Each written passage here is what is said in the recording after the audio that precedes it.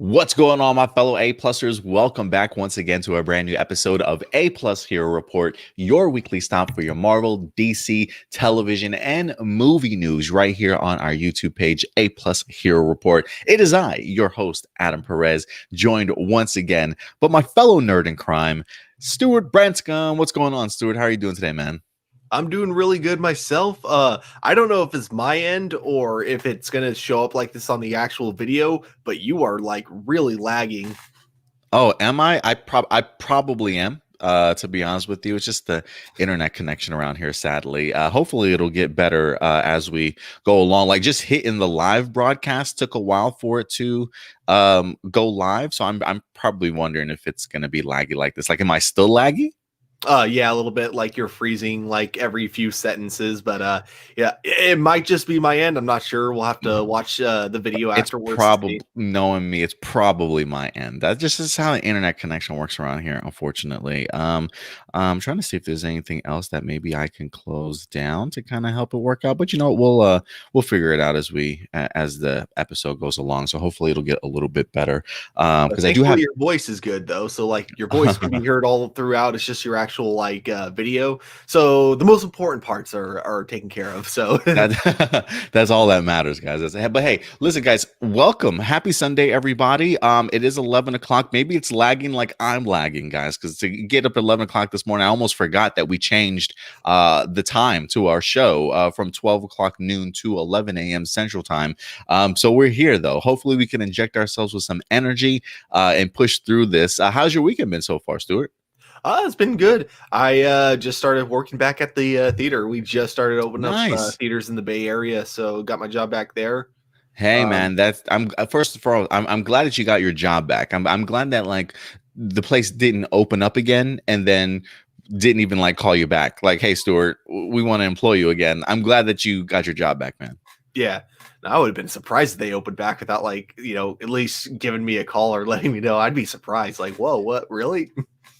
Did you what is it? So since you're working back at the movie theaters, what is that like for you? Like, can you tell the significant changes that the theaters are making in regards to safety precautions and stuff like that? Like, how's that going for your theater?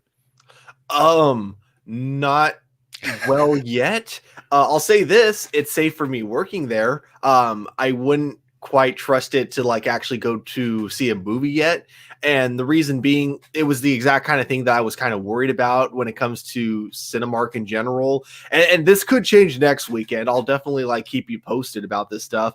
But as of now, on paper, everything looks really good. Like, Mhm. they're asking me as when I was working at the concession to make sure I'm sanitizing the counters every 30 minutes. Like, okay, cool. And then they're also given, there's this specific kind of spray that we're supposed to use on all the seats that people have sat on to Mhm. to sanitize it.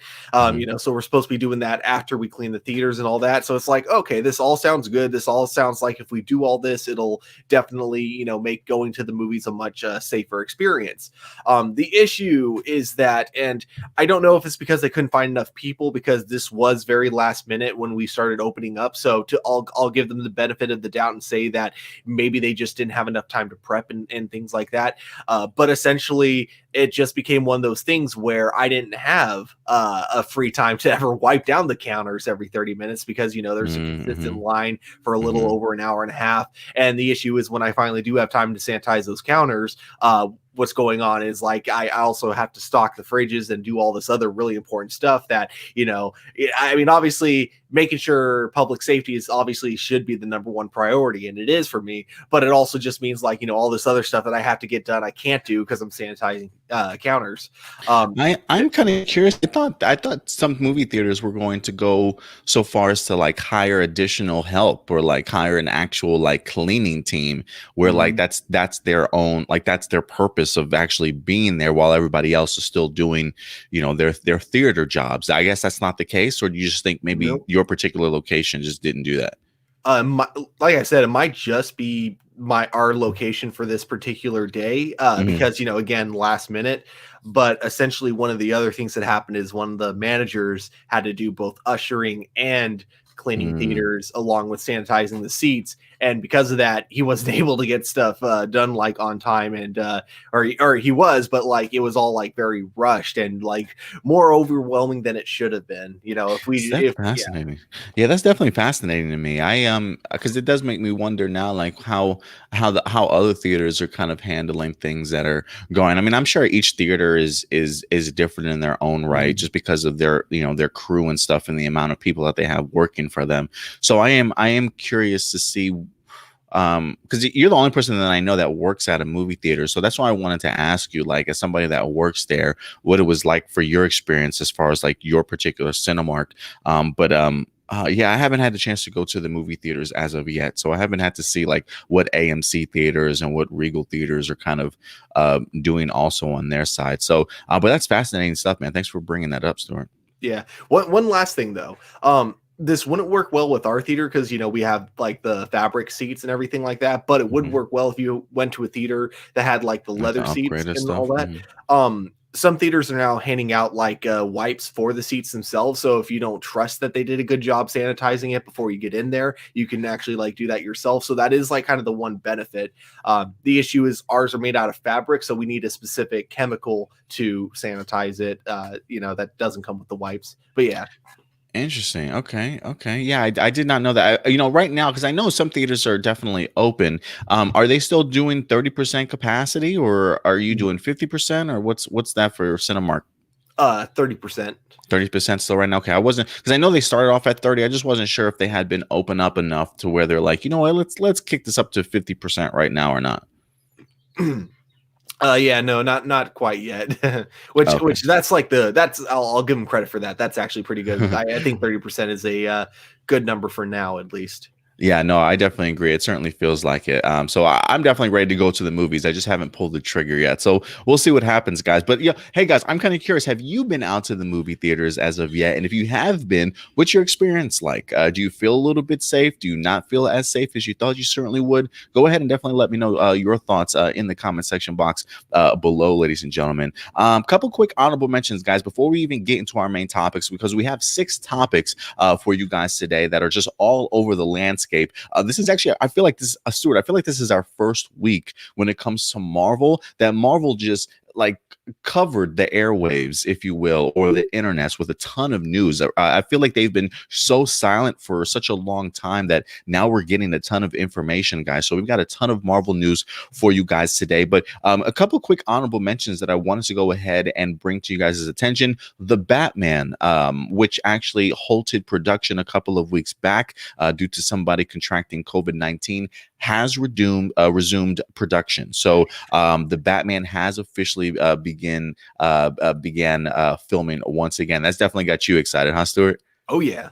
Yeah, it's definitely I'm like, just please make sure this movie comes out on time, please. right. That's really all that I'm kind of waiting for, honestly. At the end of the day, is like, please just I hope it makes its date that it's supposed to be. And then an article from comicbook.com came out this week about the Flash movie, where they made mention that it was actually going to restart everything, and that there was going to be a bunch of DC characters involved. Andy Muschietti says, "Well, I want to, I want you to see it, so I'm not going to tell you a lot, but I will tell you that it's not that it is a ride." He goes on to say, he says it's going to be fun and exciting, and there are a lot of DC characters in it. Flash is a superhero of this film because he is the bridge between all these characters and timelines, and in a way, it restarts everything and yet doesn't forget anything also. That kind of stuff does kind of fascinate me. If you had to kind of pick any other DC character that you could imagine maybe popping up in the Flash movie, is there any other characters that you certainly would like to see that maybe is not in the DCEU and that you think that maybe they can go a little crazy with? Man, that's not in the DCEU. Because I was Booster one of the. Gold. What did you Because say? if it's going to be a time travel movie, why not bring in the superhero of time travel, Who? Booster Gold? Oh, that's what you said. I couldn't hear. I couldn't hear what you said. Okay, Booster Oh, Gold. okay. That'd be pretty legit. I was thinking more like because I think I brought this up once. The idea of wanting to see Christian Bale. Like I would love to see Christian Bale's Batman pop up in here. Like I don't know how crazy they're gonna get, but I would love to see him pop up in this movie at some point in time. Oh, actually, I got a better answer. Just because like this was a movie they were trying to make in the '90s, but of course never went through. If they went to if they go to Batman's Earth and they end up in Metropolis, I would love Superman to be played by Nicolas Cage. No, yes. See, that's what I'm talking about. Yes, let's do it, man. Let's do it. Cause didn't they try? I swear I thought I read a report somewhere that for Crisis on Infinite Earths, Mark Guggenheim and them, I thought they tried to approach Nicolas Cage to actually reprise his role or come back as Superman, and they weren't able to get him. So I honestly would love if they actually tried to do that again, but Mhm. get him for the Flashpoint movie. I think that would be great.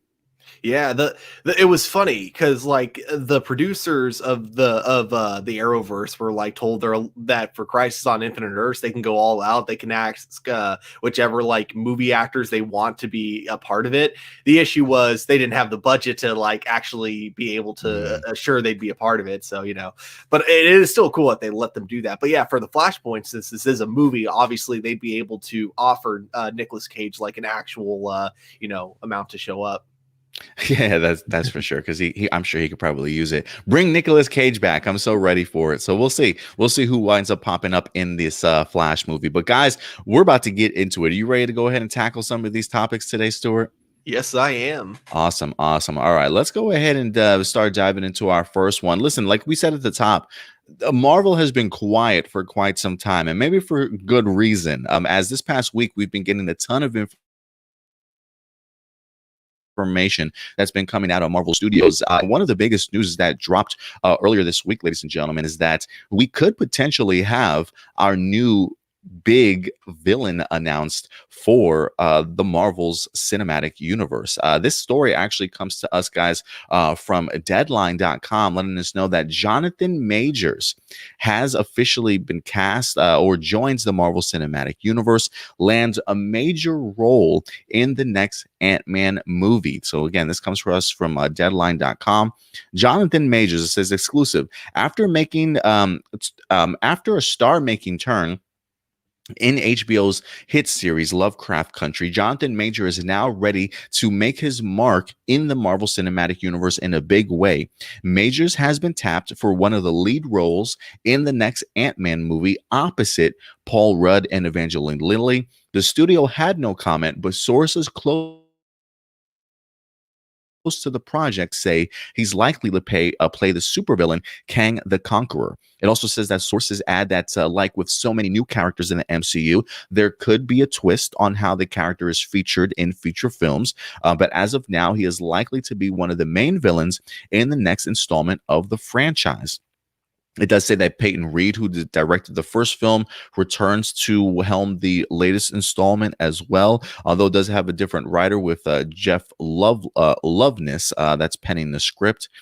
And I'm trying to say, it says here, although it is possible that he could be used differently in the movie, in the comics, Kang is a time traveling entity who had battles with everyone from Thor to Spider-Man to the entire Avengers team. Now, if you are not familiar with Jonathan Majors' work, or if he looks kind of familiar, it does say the summer of 2020 has been pretty good for Jonathan Majors, both on the film and TV front. He began starring in Spike Lee's epic war drama, The Five Bloods, where he played one of the sons of the army unit that ventures back to Vietnam in search for their gold fortune and fallen squad soldier. He followed that up with Lovecraft Country, created by Misha Green and produced by Jordan Peele and J.J. Abrams. Now, I haven't had the chance to watch The Five Bloods yet. I believe Indy certainly might have. I got to go ahead and check that out. But have you had the opportunity, Stuart, to check him out in Lovecraft Country on HBO Max by any chance? Yeah, I saw the first 3 episodes of that show. The show itself, I think, is all right, but his acting in it is really good. Yeah, I'm on the same fence with you there in regards to the show. Like the show is okay. It's a little bit odd. I want to try and continue to stick with it a little bit more and see how the storytelling is going to certainly flesh itself out. So the show itself is okay, but Jonathan Majors definitely stands out to me. So when they announced this guy, I was really pleased, and I am going to go ahead and check out the Five Bloods here. But Stuart, Jonathan Majors potentially here as Kang the Conqueror, according to the sources of Deadline. How do you think that this certainly fits into pretty much the idea of an Ant-Man movie? And what do you think this means overall for the MCU in general? Now that we have somebody like Jonathan Majors potentially playing King the Conqueror. I can say this, I think pretty safely. If they have him as the main villain in Ant-Man, and Ant-Man ends up being the one to take him down on his own, I feel like you are definitely going to be upsetting a lot of Marvel fans who feel like, Kang the Conqueror should be more like a Avengers villain and not just like a one-off solo villain for another superhero.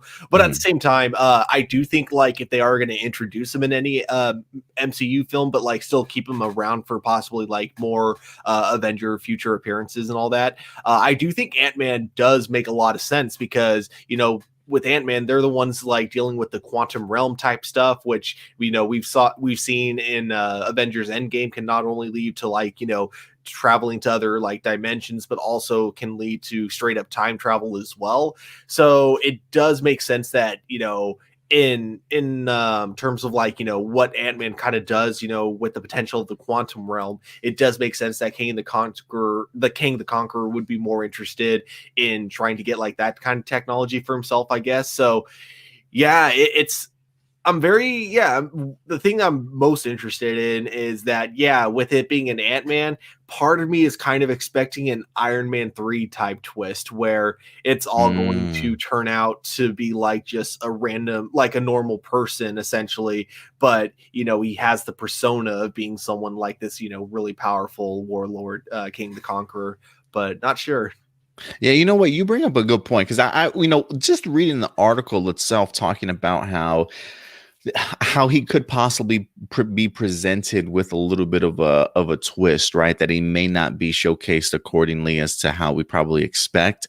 I'm kind of wondering if that's along the lines of like maybe he's not going to come out in Ant-Man 3 and can be completely decked out in like Kang the Conqueror costume. I could easily see the idea of him being somebody that's trying to hide his true identity but making his presence felt in the movie sort of thing. Like maybe the reveal of him being Kang the Conqueror isn't something that we get revealed to and towards until like towards the end of the movie. Like I just feel when it comes to Kang the Conqueror, he's such a big character that you probably don't want to necessarily waste him as sort of like a one-off. So while I do think that according to this, he probably plans on being the main villain, I can still certainly see him having an even bigger role to the entire MCU, and this just really be sort of our introductory to this particular character. So like it wouldn't surprise me if we get to see more of Jonathan Majors as I don't want to say as himself, but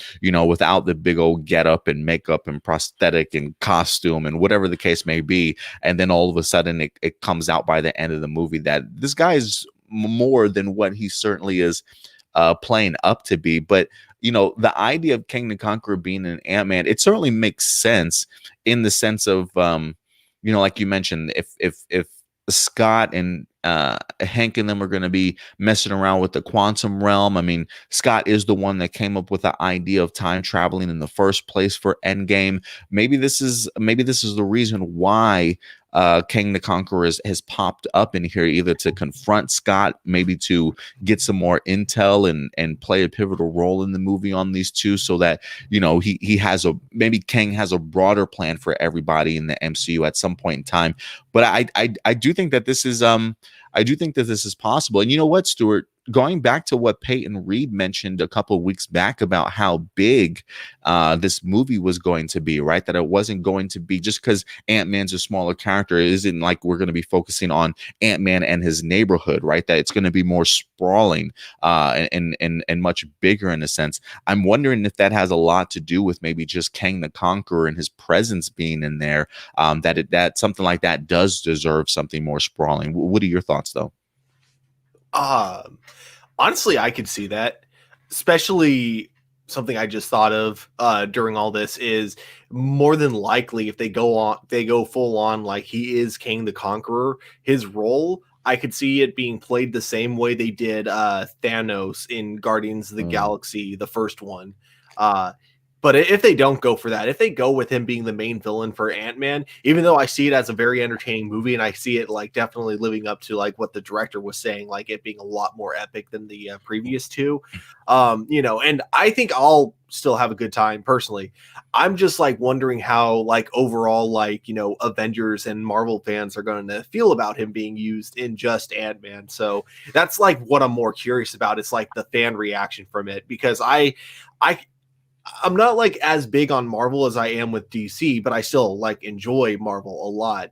And so King the Conqueror isn't a villain that I'm like super familiar with, but I got a friend who, has been wanting King the Conqueror for a long time in the MCU, and he was hoping that he was going to be the big Phase 4 villain. So that's my thing is I'm just curious how Marvel fans are going to feel about it. Me personally, I think it's going to be so cool. And I actually personally love the idea of like, the threats that Ant-Man has been fighting in the past have been very like, I mean, and if you look at Ant-Man 2, the main villain wasn't even like a villain at all, that kind of a thing. So it would be Yeah. kind of an interesting challenge for Scott to go from, most of the villains we face aren't like huge threats in the grand scheme of things to now it's like, oh no, now this is a really big threat. And, we don't have backup for this. It's just Ant-Man and the Wasp for this one. Yeah, and trust me, I'm definitely one of those fans that was certainly hoping, like, can I please get me a Kang the Conqueror? Because it is one of those things, like, after Thanos, where exactly do you go? And one of the names that has been brought up plenty of times as to where you can embark on forward as far as villains goes is Kang the Conqueror, as far as, like, just how big of a well-known Marvel character he certainly is, especially when it comes to just the rogues gallery for Avengers and just a bunch of Marvel characters in general. Like, Kang the Conqueror just makes sense in regards to who your next big bad certainly would be. So, like, for me, Kang just isn't a one-off. Like, even though it does say here that he could be playing a role in Ant-Man 3, I gotta think that there's a much bigger plan sort of in place for this character than just, hey, you're just now going to be the main villain of Ant-Man. So I really do think that Jonathan Majors is probably going to have a more significant role than just what we're getting in Ant-Man. Because if you think about it, well, when it comes to Marvel, at least, King the Conqueror, I feel like could just open the doors to so many different storylines that we have. The idea of Young Avengers, if I'm not mistaken, I believe Young Avengers comic book was started based off of solely a King the Conqueror storyline that kind of like forced these young teenagers to kind of come together, these sidekicks trying to become heroes, if you will. So I have a feeling that maybe King the Conqueror is being brought in here to maybe, I don't want to get too far ahead of myself, but maybe the idea of launching off something eventually like a Young Avengers. I mean, we have seen the idea of Kate Bishop being introduced in a Hawkeye series, the idea of Scott Lang's daughter now being older and things like that as well, because I think she goes on to become Stature. So I definitely do think that they are, there definitely are things already in place that would certainly work perfectly well if they were to introduce somebody like the King the Conqueror for a Phase 4 or even Phase 5 going forward. So for me, I'm definitely under the belief that while they're calling him possibly the main villain for Ant-Man, I feel like there's more to it than that. That whether or not he is going to have that Thanos Guardians of the Galaxy type role where he's not, he is the main villain, right? The overseer, if you will. But there's still somebody else or a bigger issue that Scott and maybe Hank and them have to deal with in Ant-Man 3. But we'll see. I just feel like Kang the Conqueror is too big for one movie. If they're going to introduce him in Ant-Man, he probably has bigger plans. But that's just what I'm assuming, though. You also do bring up a good point with Scott Lang's daughter as well, and the fact that we're being introduced to Kate Bishop. Essentially, with everything going on, it would be really easy to set up a Young Avengers movie. So if they wanted to set him up here, it would be the perfect way to connect the Young Avengers to them later on. Because yeah, with Scott Lang's daughter possibly becoming a superhero later on and being part of the new Avengers, she could be that connective tissue there. Yeah, that's what I'm definitely hoping for. But we'll see. When it comes to the mind of Kevin Feige, you really have no idea the direction in which this man is going. But his brilliant mind, for sure, probably has something in mind or up his sleeve for King the Conqueror. So I think it's a great casting. I think Jonathan Majors is a fantastic actor, and his star is definitely rising for sure. So I'm glad Marvel has recognized this talent and certainly brought him in for potentially a huge role like King the Conqueror, because I think he could definitely have some impact on the MCU. So, any last words, Stuart, in regards to that? I think it's going to kick a lot of ass. Yeah, I definitely agree with you there. So awesome, guys. Well, hey, let us know your thoughts, guys. Now that you know that Jonathan Majors has been possibly cast as King the Conqueror to debut in Ant-Man 3, what are your thoughts? Do you like the idea of that casting? What kind of role do you see King the Conqueror playing in the MCU going forward? We definitely want to know your guys' thoughts in the comment section box below or the live chat, ladies and gentlemen. Real quick, before we even go on to the next topic here, quick shout out to Forever Grin. It's his birthday today, by the way, Stuart. So give Forever Grin a happy birthday. It's the 20th, right? Yep, it's his birthday today. Awesome. Uh, Happy birthday, Forever Grin.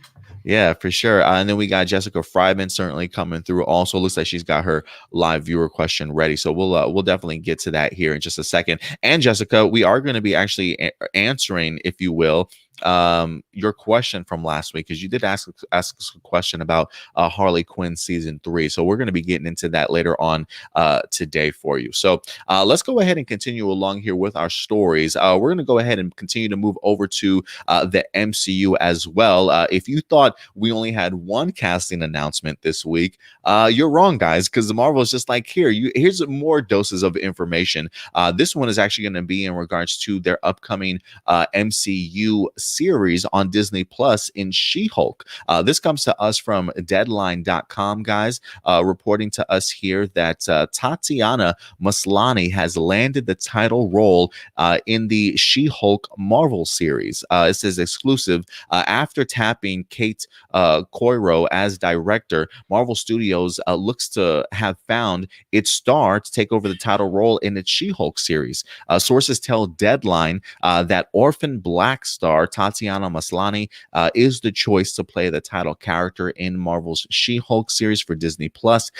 Deadline broke on Tuesday that Coiro would direct several episodes, including the plot for the series, and now the show has its actress for the highly coveted role. It says Marvel didn't immediately return a call for comment. It does say here that Rick and Morty writer Jessica Gao has already been tapped to lead the writer's room as well. So, let's see here. It does say best known for her Emmy winning role in Orphan Black. Maslany is coming off of her highly lauded role in HBO's Perry Mason opposite Matthew Rice. On the film side, she's also been in the Lionsgate pick Stronger and Destroyer. She appeared on Broadway opposite of Bryan Cranston and Tony Goldwyn in the 2018's Network. So I got to ask you, Stuart, are you familiar with Tatiana Maslany? Have you had the opportunity to check her out in Orphan Black or the Perry Mason show by any chance? Nope. Actually, yeah, this article was the first time I had heard about her, if I'm being honest. Ooh, really? Okay, well, let me introduce you to Tatiana Maslany. I really enjoyed her work. I did check her out in the HBO Max series, Perry Mason. She does play like a pastor or like an evangelical pastor, like she leads this huge church in the town and things like that. There are some shady things certainly going on there as well. She definitely has some difficulties in her own personal life on that show as well. I really love what Tatiana Maslany wind up bringing to the role. The one role that I did not see her in that I know that she's most notably known for is certainly her time on Orphan Black. I did hear a ton about it. Uh, this was like my introduction to the idea of somebody playing multiple versions of themselves on a role. Like I always heard so much about, like, always loved what Tom Cavanaugh was always able to do sort of as well for the Flash series. But Tatiana Maslany just does an incredible job just like that on her show on Orphan Black, having to play several different roles and things like that. So from the episodes that I have watched, because I've only watched like the first 2 or 3 3 episodes of Orphan Black. I truly love this woman. I think she's absolutely brilliant, so incredibly beautiful. I think she's probably one of my newest Hollywood crushes, honestly. But I think she would knock this role out of the park. I was so impressed in the things that I have seen from her, from Perry Mason, and the short stint on Orphan Black that I did watch. And I think I feel like Marvel is just so good at their casting and just knows how to just land these people for these amazing roles. And to see her portray the character in Jennifer Walters, who is the cousin to Bruce Banner, I think her and Mark Ruffalo are definitely going to have some fun on set. So even though you don't know who Tatiana Maslany is very much, Stuart, how does at least the idea of them having directors and now somebody officially cast for the role get you excited for the upcoming She-Hulk series? Extremely. I didn't even know that this was a show until they announced it. I didn't know this was a show that Disney would even be allowed to do, because I know there's some weird issues when it comes to the Hulk being like technically owned by Universal or something like that. I don't know the full details on that, but yeah, because of that, I thought we would never get a She-Hulk in the MCU, but now it's like not only are we getting a She-Hulk in the MCU, we're getting a She-Hulk television series, and even after it was announced, like it's one of those things where it's like I still have kind of that I'll believe it when I see it mindset. But now that I see that they're casting for She-Hulk herself, they already got like an actress to play her, and they already got like writers and people working on the show right now. I'm excited to see what direction they take this show. And you say that she plays like multiple characters on Orphan Black. Yeah, she does. She has I don't want to give too much away because I'm trying to get into the thick of things, but it very much feels like a mystery. And she's kind of coming across these people that look like her. And so she has no idea why that is as of right now. Like again, I've only been like 2 or 3 episodes deep into it. So it's definitely a gigantic mystery, but she does in fact play multiple people. So different accents, different personalities. I mean, she definitely can be all over the board for sure. Okay. I asked because like the She-Hulk comic books definitely had like a funny like tone to them, because they like She-Hulk herself would break the fourth wall constantly. And so one thing I was always curious about after they announced She-Hulk is what kind of direction they would take with her Mhm. character. Would they want to play it straight, or would they want to have like a lot of fun with it, like kind of make it more like the original comic book? So if they do that, and she's a character that's played multiple characters on the TV show, I would assume that means she'd probably be able to have that flexibility of being able to play her character straight, but then take a moment to address the audience, and then we have like a funny fourth wall scene or something like that. I mean, you definitely might be onto something there, Stuart. I mean, I didn't even really consider that idea, especially based off of how the comic books used to go. But you're absolutely right in regards to that. Considering the fact that they picked up the Rick and Morty writer to pen the scripts for this series, it does kind of bring the question like, what is the tone gonna be for this? Like, is it gonna be comedic? Is it gonna be a little bit all over the place? Because she's also a lawyer, right? So is it gonna be courtroom drama at times? Like, how are they certainly gonna break down? Then you got to include, action and stuff involved. So just because somebody has written Rick and Morty doesn't necessarily mean that this is going to be solely comedic, because we have seen, regular TV writers go on to do some great Marvel movies of their own. So I don't know exactly how this is going to turn out, but I do like that you brought that up. I mean, maybe that is why they wanted to bring up Tatiana Maslany, somebody who does have that flexibility to kind of do any type of genre that's maybe thrown at her on the whim. So I think you might be onto something there. And I am glad you brought up too the idea of the fact that we're even getting ourselves a She-Hulk movie, because I don't know how the rights really worked when it comes to the Hulk. I know like Universal, if I'm not mistaken, had like distribution rights to them. So like if Marvel put out a movie, they would have to rely on Universal to go ahead and send it out there. And I don't necessarily know if Marvel was really up for that or not. So maybe there were some certain characters they were allowed to use, maybe certain characters they weren't, or maybe some of the rights wind up going back to Marvel. I'm not quite sure, but I'm glad that you brought that up though. Mhm. Yeah, it could also be that maybe those rights only go to the Hulk himself. It doesn't really count for like his side characters that came afterwards.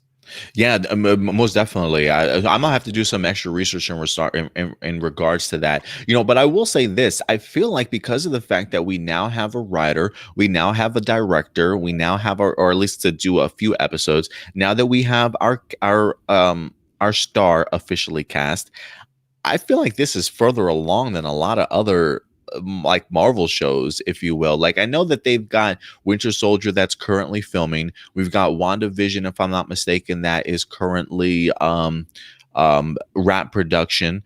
We've got Loki, which I don't even know if Loki finished filming or not, but I do remember them having having some set photos.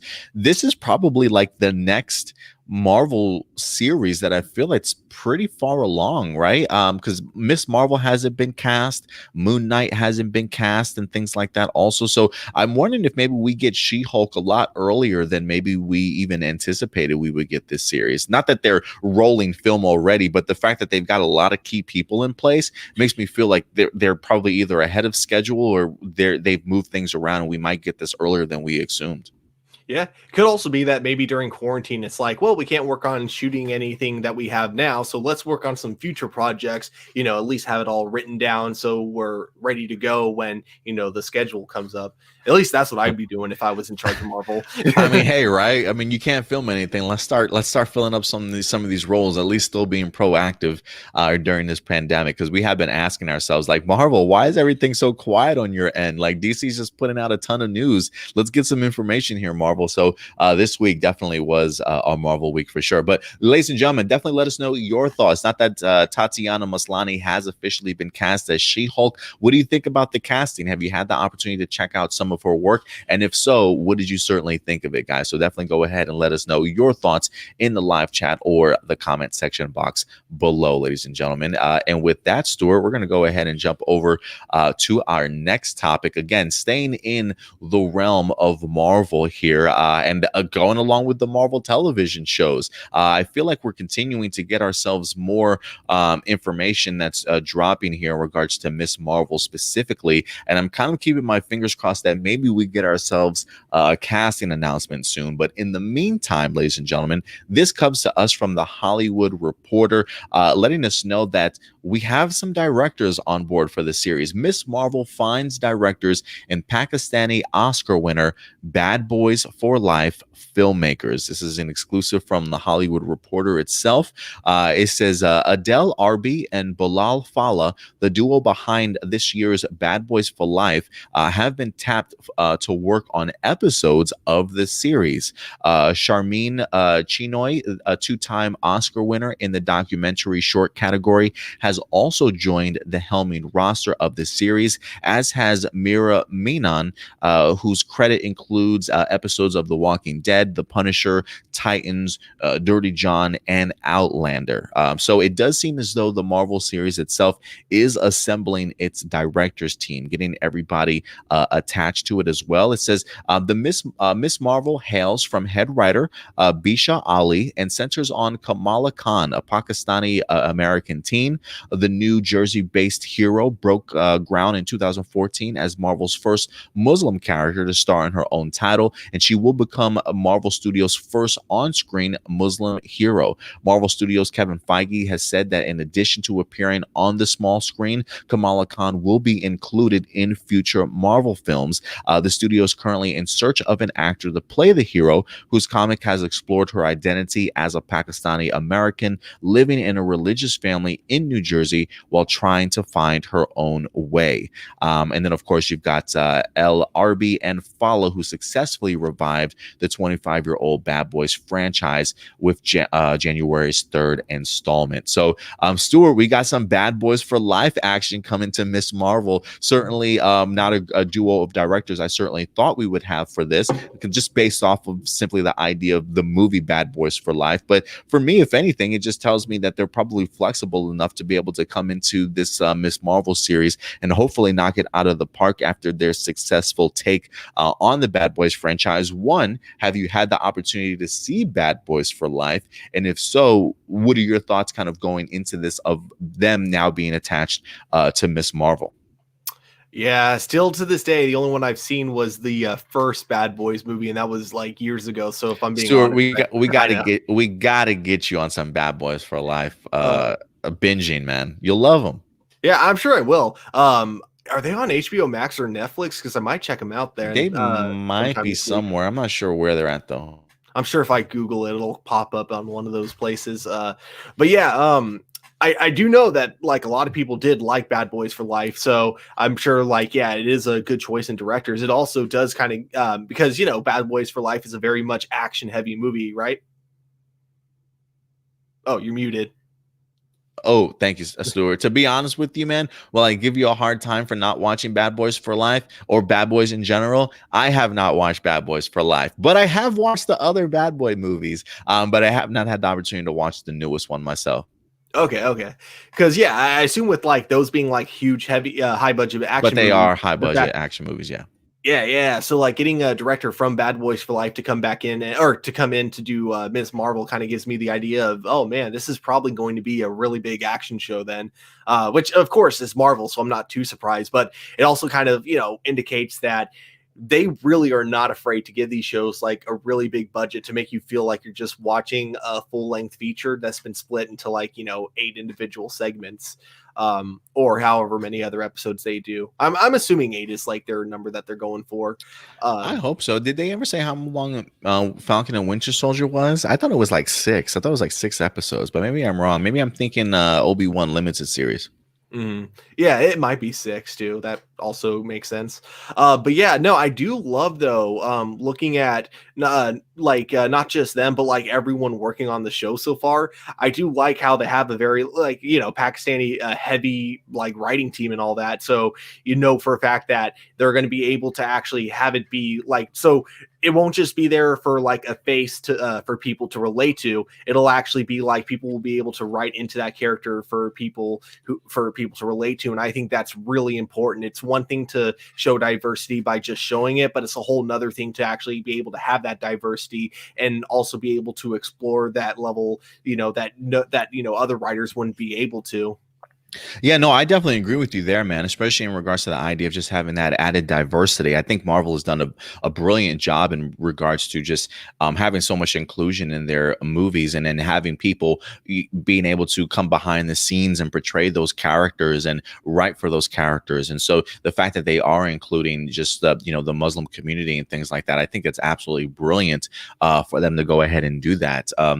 So like for me, while they did in fact bring on the Bad Boys for Life crew for this, why do I always keep doing this, man? I don't know why. I gotta get used to this. So while they in fact have brought on the Bad Boys for Life crew for some of this, maybe they will be directing some of the really big sort of action heavy episodes where you have some of the other Pakistani or Muslim writers in here that can really sort of get to the core of who Kamala Khan is as a character and kind of, introduce us to her family and the lifestyle and things like that. And when things do hit the fan, if you will, maybe we have somebody like a Bad Boys for Life directors that can come in here and really put off some really big action pieces for it. Because the one thing that I love about Marvel, like they're not afraid to have different directors wind up coming on board, whether it be their television shows or their movies. The ideas of maybe bringing in other directors to kind of focus on action pieces. If you wind up getting yourselves like an indie director, or maybe that's not somebody that's not used to having a big blockbuster film, if you will, on their side, to be able to have somebody kind of come in and do that side for you as well. I think is pretty brilliant to have everybody just pretty much on your crew that can do a little bit of everything to help you out to make a more cohesive series. You know what I mean? Yeah. And I'd say that was definitely a problem for other studios that tried something similar to that. Not trying to crap on your opinion because I know you were like Oh, no, you're mentioning that fine. you liked Fantastic Four, the newest one, but The like, first half, the first yeah, half, oh, the the first first half. half of the movie. Okay. Yes, yes. The thing that I thought was kind of like funny about it is the director that they brought in for it, like, didn't really seem to have that much in terms of big budget movies. So, so like bringing him in and having him like out of nowhere direct this like really big budget superhero film. What I like about how Marvel seems to go about is they bring in indie film developers to do like these high budget action movies, but they have like a separate unit though to work on the actual action aspect of it. So it's like not only a good learning experience for that director to learn how to do this, themselves in future projects, it also prevents them from, making what's destined to be a flop then if they've never done something like this before, because they're working with other people that know what they're doing. And it helps it so like in future installments, they can like do it all themselves in the future, like now that they've gotten how it all works. Yeah, no, I definitely agree. I definitely agree, and it definitely feels that that's exactly what Marvel is doing. So, I really love the way that they've kind of pulled this off so far. And for me, again, I love the idea of their just continuing with their inclusion here, and really allowing people of that background to kind of tell Kamala Khan's story. So, guys, we've got Miss Marvel. The series itself is coming together quite nicely. Don't have an actor yet to play Kamala Khan. I think that's going to be a huge announcement, but we are at least getting some directors and Bad Boys for Life directors now attached as well. So let us know your thoughts in regards to it. Are you looking forward to a Miss Marvel television series? And with the addition of these directors, does it get you even a little bit more excited about what we could certainly have in store? Definitely go ahead and let us know your thoughts in the comment section box or the live stream down below, ladies and gentlemen. And with that, that'll wrap up that particular story as well. And we're going to go ahead and move on to our next topic for the day. We're going to go ahead and continue along here with some Marvel and Disney stuff. I'm telling you, man, this is Disney Plus television series week, man, as we got a ton of information for you guys. The next one is, we're waiting for these shows to actually drop. We don't know when they're certainly going to drop. We know that The Falcon and the Winter Soldier did go back into production. It was halted because of COVID-19, but they have officially gotten back to work. One of the other shows that we were hopefully expecting sometime this year alongside with The Winter Soldier was WandaVision, but we have yet to hear too much in regards to it. I believe as of right now, they're both scheduled. The Falcon and the Winter Soldier and WandaVision were supposed to be scheduled to debut this year. And while that doesn't seem very likely for the Falcon and Winter Soldier, it does seem likely, at least for WandaVision, ladies and gentlemen. That's right. This next article comes to us from superherohype.com, letting us know that the Disney Plus promo confirms that WandaVision is still coming this year. It says, in an ideal world, The Falcon and Winter Soldier was supposed to be the first of the two MCU movies on Disney Plus this year. However, WandaVision will now be the sole Marvel Cinematic Universe show to debut this year. The series had a good fortune to wrap production before the coronavirus pandemic struck.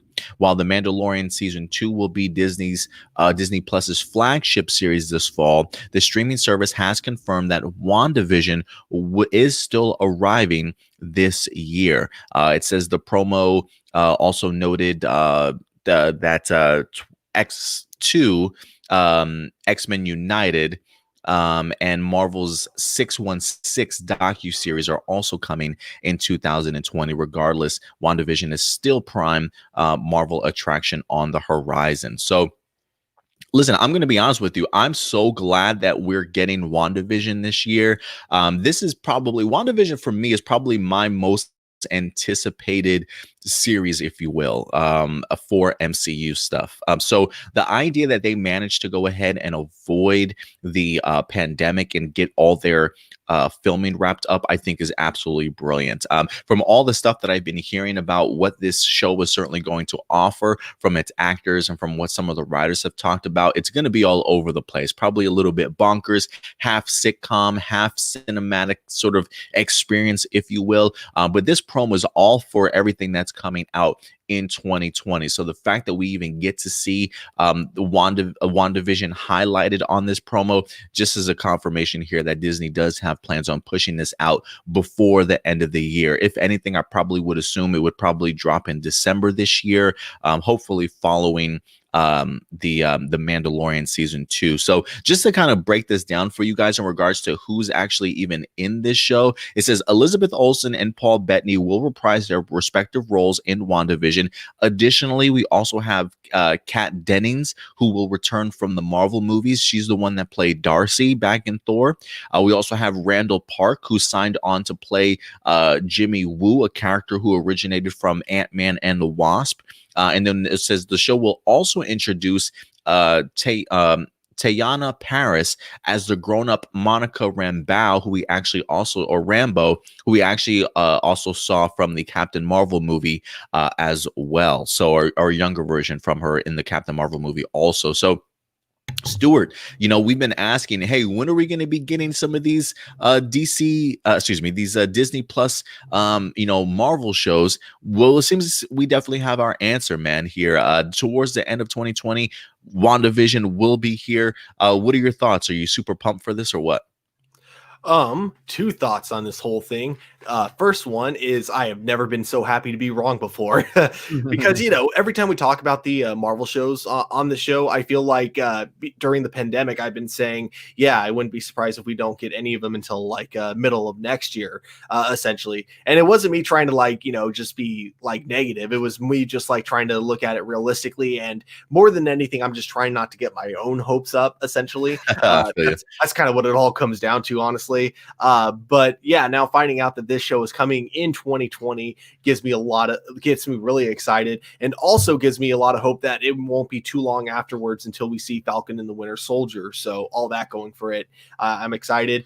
The other thing is, yeah, looking at the big cast of just side characters that they're bringing into the show, really curious what their roles are going to be, because these are all characters that just are not even connected in any way at all. So it's going to be interesting to see how they actually end up bringing all these characters into this narrative.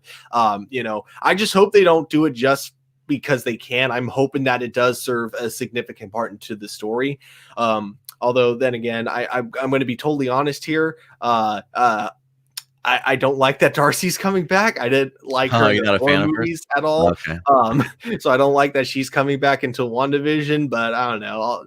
I'll give the showrunners the benefit of the doubt. Maybe they have something funny planned for her. Who knows? But yeah, just that this gets me excited though that it's coming out this year, especially because we already know that we're getting the Mandalorian at the end of next month. So it makes me think that maybe what they might be doing is, as soon as the Mandalorian ends, that might be when we start to finally get WandaVision. And then if Disney plans it out perfectly enough to be able to finish shooting Falcon the Winter Soldier, it is possible that we might finally get that streak that we've been hoping for, where it's like as soon as one ends, another one begins, kind of like what DC Universe was doing for a small amount of time.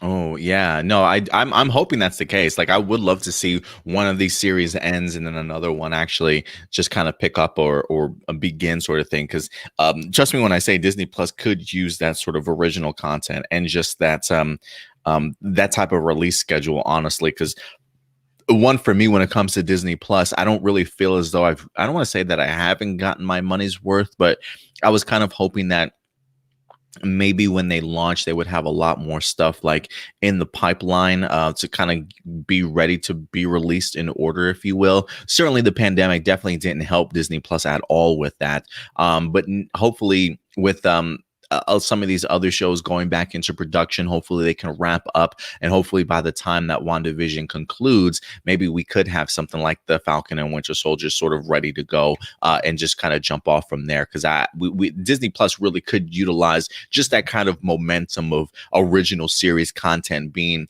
posted up there. It's one of the reasons why I love the app like HBO Max, because I honestly feel like they're constantly developing brand new series that once one series finishes, they've got a couple other new brand new episodes that are dropping for other things and whatnot. So I'm hoping that Disney Plus can get their feet under them like that. So I definitely agree there, Stuart. I do find it funny that you have an issue with Darcy coming back. I can easily see I can easily see that her personality being rather annoying to some people. And Kat Dennings' character, I think in general, can be pretty annoying in other things. Like, I love her as Darcy, honestly, but like when I watch her in Two Broke Girls, like I can't stand her character in a sense. So I can see some of the Darcy character being a little bit annoying. But I was like you when they started announcing just some of the cast members that were going to be in this show.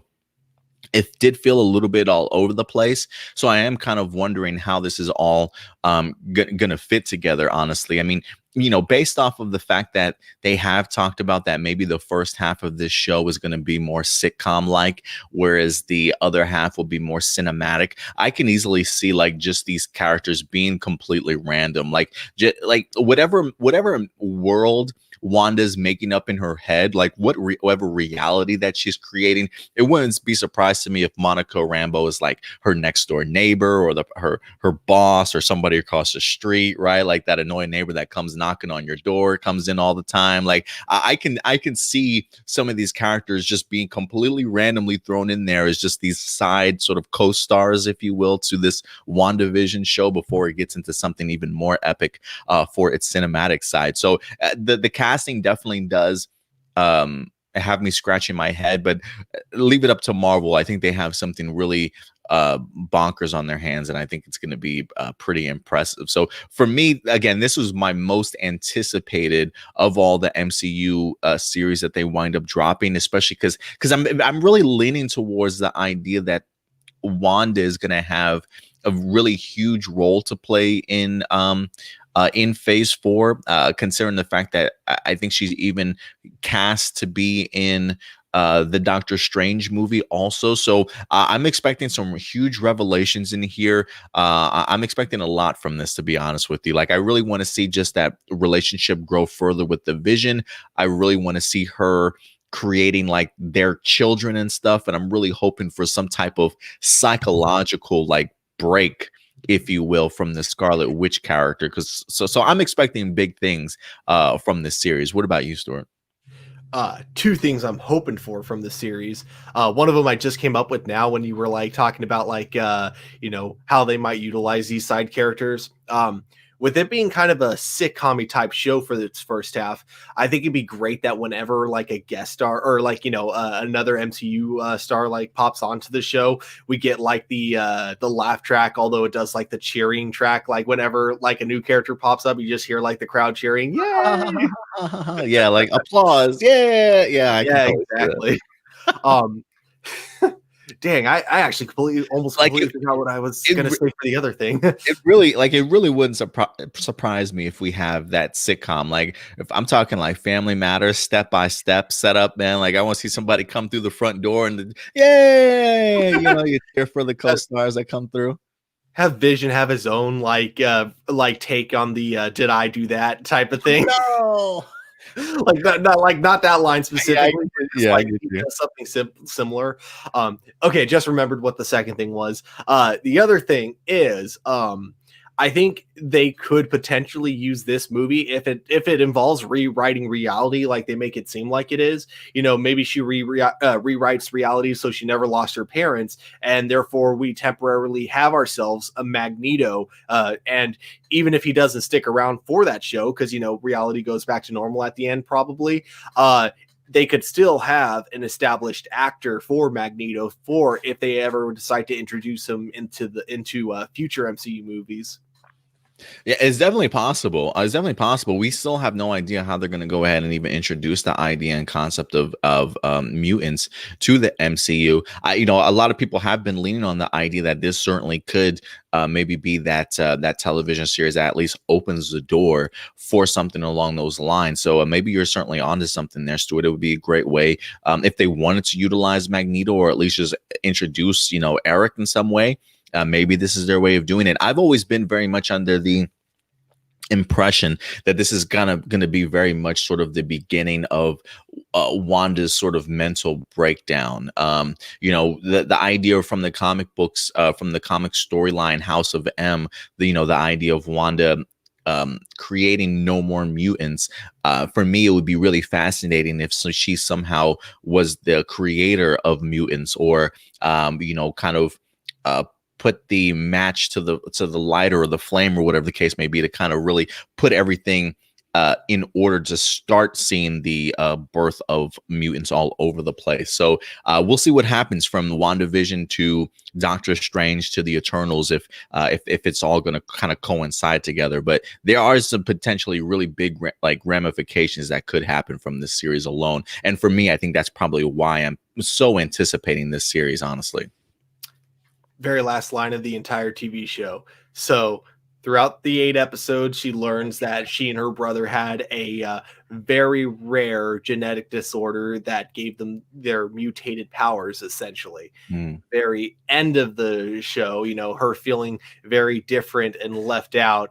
Last line she says is, "More mutants. you see like a subtle hint that her hands are glowing, but then it ends before you actually get like a confirmation of anything. She doesn't say no more mutants. She says More more mutants. mutants. And Doctor Strange has got to deal with all the changes in this fucking world. Like, damn it, Wanda, come on. Let me ask you a question. Since you talked about her brother, do you think we'll get Aaron? What's his name? Aaron Johnson. Do you think he'll reprise his role as Quicksilver in this series briefly? I'd be surprised if he didn't. Oh, so you're almost expecting him to be back in here? Okay. Yeah. Okay. In fact, I actually, obviously, I don't get any hopes up. I think it's just coincidental casting, but I think I remember hearing something about Evan Peters also being in the show. That would be crazy.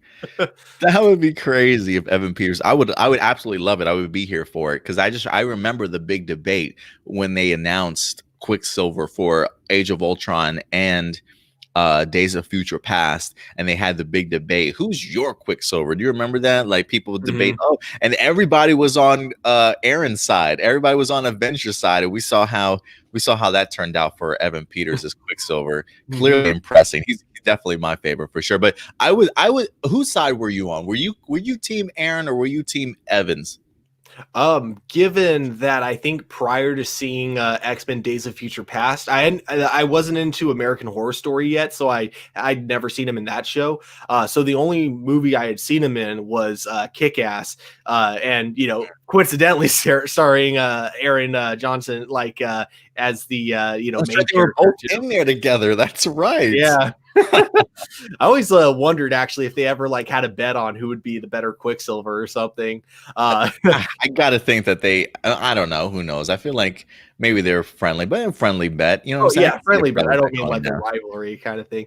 I can see yeah, that. but because of that, yeah, I had a lot more anticipation for the Age of Ultron version of Quicksilver. I didn't really have that many high expectations for Evan Peters. In fact, like I figured because he was kind of a younger actor, I figured he wasn't even going to have that big of a role. And I mean, technically he did in the grand scheme of things, but the little screen time he did have, I thought was really awesome. Yeah, I agree. I was definitely on the Aaron side of things for Avengers Quicksilver. But once I saw the X-Men movie, I was like, yo, Evan Peters just stole that scene, that apparently that whole movie with that one scene. Because you're right, he didn't have a lot of screen time, but they definitely made the best of his screen time for sure. So I don't know. I'm keeping my fingers crossed that we do get a Quicksilver sighting, whether it be Aaron or Evans. But hey, bring them on, both on. Why not? But listen, ladies and gentlemen, we want to know your thoughts. Now that you know that WandaVision is set for a 2020 release, thank you, Marvel. Thank you. I'm so ready for one of these shows, man. I really am. Let us know your levels of excitement, ladies and gentlemen. What do you expect from this series? And what is your most anticipated Disney Plus series that you guys are looking forward to? Please go ahead and let us know your thoughts in the comment section box below, ladies and gentlemen. And with that, you know what? So we got two more topics to go ahead and break down for today. We will stick with some Disney news. They've been in our news a lot this week, man. So here comes another one for you, ladies and gentlemen. One of the biggest questions when it comes to Disney Plus really has been, what's going to happen with the release of Mulan? Mulan did go ahead and announce that they were going to start. It was going to be available on Disney Plus as beginning September 4th. It was going to be $30 for you to purchase it, whether you were a subscriber to Disney Plus or not. If you wanted to go ahead and purchase Mulan, it was in fact going to be $30 for you to get the opportunity to check out the movie. So September 4th was the big release date, and we're now starting to get some feedback in regards to how well Mulan has done for Disney Plus with this brand new sort of release of a big blockbuster movie, if you will. So this next topic, ladies and gentlemen, this actually comes to us from comingsoon.net, letting us know that Mulan has apparently netted $260 million on Disney Plus already, guys. It's been out for 2 weeks. It says, with Tenet and other films struggling at the box office, Disney took a gamble and released Mulan directly to its Disney Plus streaming platform, where subscribers could purchase the flick for $30. As it turns out, according to Yahoo, the risk has paid off in a big way, as a live action remake has generated profits around $260 million. And that's on the conservative side, it says. It says the reveal came during the company's latest earnings report, in which Disney stated that its streaming platform had amassed over 60 million global subscribers thus far. Based on those numbers, the data believes 90 million users purchased the film, or at least 29% of the US's 30 million users. This is obviously good news for the Mouse House, who gets to take home all that cash with theaters no longer in the mix. And even better news, considering the flick's tepid worldwide box office haul of just $37 million thus far. It says right here, it says Disney has yet to report any actual numbers, but the CFO, Christine McCarthy, said that the company is very pleased with Mulan's performance so far, pleased enough to release upcoming flicks such as Black Widow and Soul for its streaming platforms, perhaps. Disney, what are you going to do? So we'll see there. But man, Stuart, $260 million. I feel like this is nothing to sneeze at, man. Were you expecting Mulan to kind of do these type of numbers? About 29% of their subscriber base has kind of come through for them, at least on the US side of things. $260 million. Disney seems to be happy. What are your thoughts in regards to it? Does that make good sense? Do you think that that's a pretty good haul for a Disney Plus movie in Mulan? I feel like, for Mulan, like how it was going to do financially, I had like zero expectations one way or another. I feel like they could have announced that this movie made $500 million. I wouldn't have been surprised. Or they could have announced that it flopped and releasing it straight to streaming services was a terrible idea, and I wouldn't have been surprised. But yeah, now seeing that this did like as good as it did,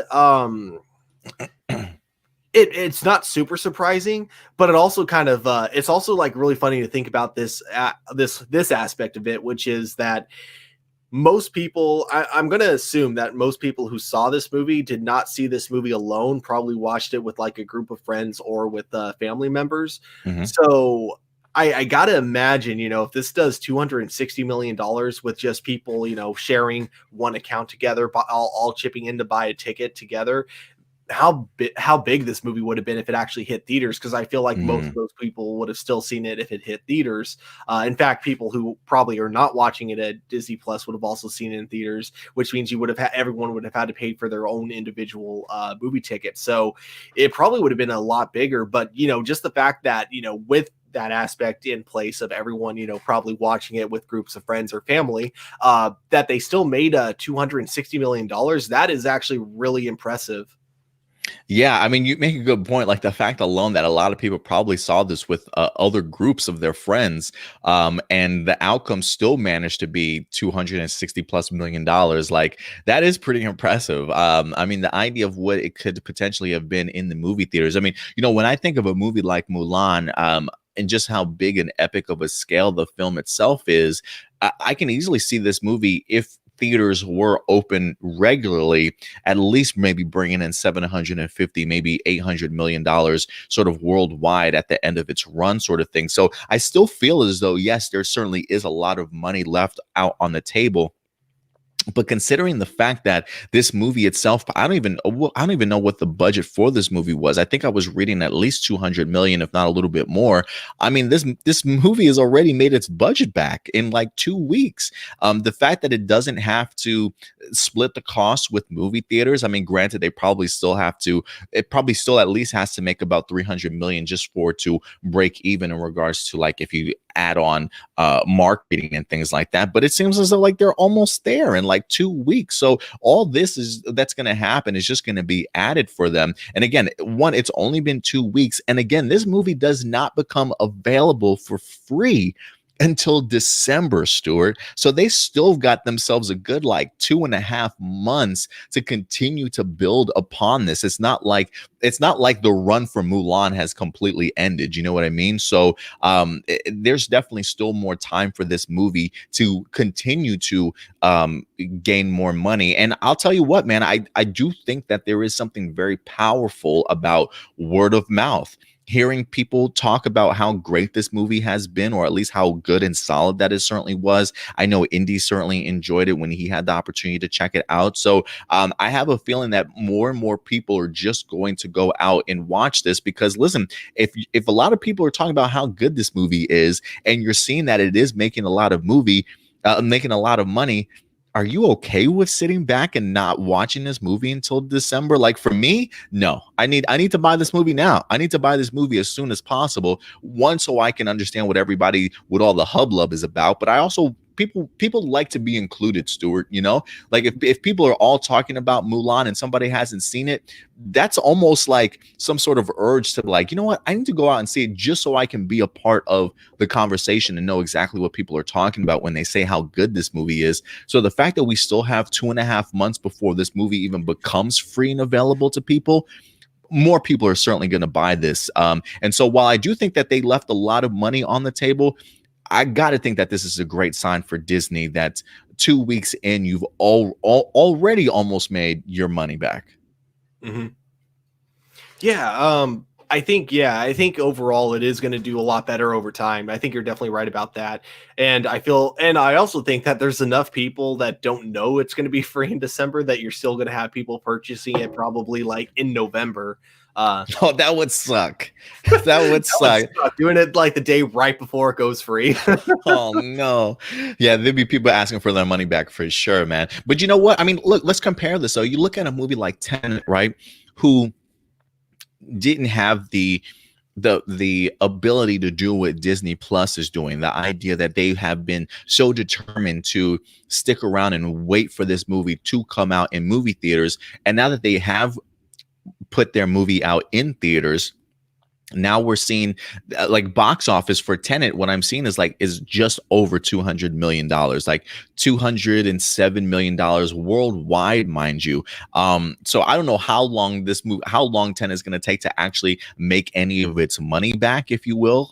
Because I'm pretty sure it's probably, the budget is probably ridiculous for a movie like Tenet, along with its marketing and things like that also. So to see Tenet release in theaters not do that well successfully, but Disney release a blockbuster movie like that on their streaming service, do you think that this will now allow Marvel or Disney to release other big blockbuster films? Or do you think they're still going to just use this as a one-off as it was originally reported? Like, do you think that this potentially gives them hope now that you see what Disney can do and what another big blockbuster movie like Tenet has done? Depends on the pandemic. I think that if we get another spike again, what's going to happen is Disney is going to go, hey, you know what? We did this with Mulan. It worked really well. Let's try this with Black Widow, since a lot of people are really anticipating that movie as well.